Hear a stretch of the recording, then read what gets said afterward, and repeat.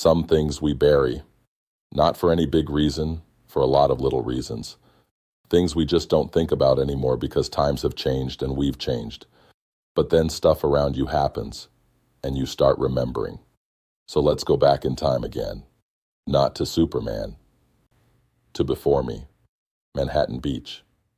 Truly one of the most beautiful places you could grow up. I spent years there as a toddler, then off and on through the 1970s, since my father's family moved there in the 1920s. Why do I mention this? Bruce's Beach. I won't spend paragraphs on it. Go ahead. Show some initiative. Ask your favorite AI about Bruce's Beach in Manhattan Beach. Here's how it touches me. My grandfather was the city councilman instrumental in getting the Bruce family's property stolen through eminent domain and turned into an unnecessary park. Stolen from Manhattan Beach's black family. Follow the story forward. Nearly a century later, L.A. County finally settled with the Bruce family for close to $20 million. Too bad it took so many decades. My grandfather helped take that land. I grew up 10 minutes from the empty lot he helped empty and never once thought about who used to be there. I spent most of my life thinking of my family as quietly Southern and decent. Turns out we were also thieves, and it took me 80 years to say that plainly. Move forward many years. In one of my long view from 1964 commentaries, I mentioned my father tried to talk to me about women, and I, with puffed out chest, declared I already knew candy was dandy and liquor was quicker. 5 wives later, it dawned on me I should have put down the beer and listened.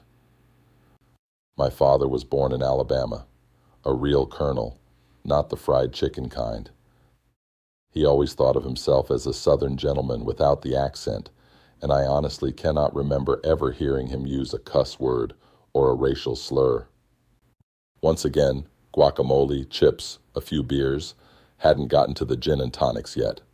10 miles from Watts, working in Inglewood, a stone's throw from East L.A., Dad dropped one of his pearls of wisdom. This was before the gin and tonic, mind you. It's been 50+ years, so I won't fake the exact quote, but it went something like, "Son, you come from a good old Southern family. Before you pass judgment or start throwing stones, it may be your cousin you're throwing those stones at." That's not something most little white boys hear from dear old Dad. Probably a good thing Mom the bigot was on the other side of the room. This may look like it's wandering without a direction, but there's one here somewhere. Being footloose and fancy-free in the 60s, I always had a few questions. Decades later, when my kids started doing 23 and me and Ancestry.com, I got curious and figured I'd probably have to prove Don Henley wasn't their father. So, I joined both. Kids were disappointed to learn I was Dad, and Don Henley was out. You can post a photo to your profile on those sites. And I keep finding more and more second and third cousins with really, really dark tans. Maybe that should be a requirement for the whole family reunion.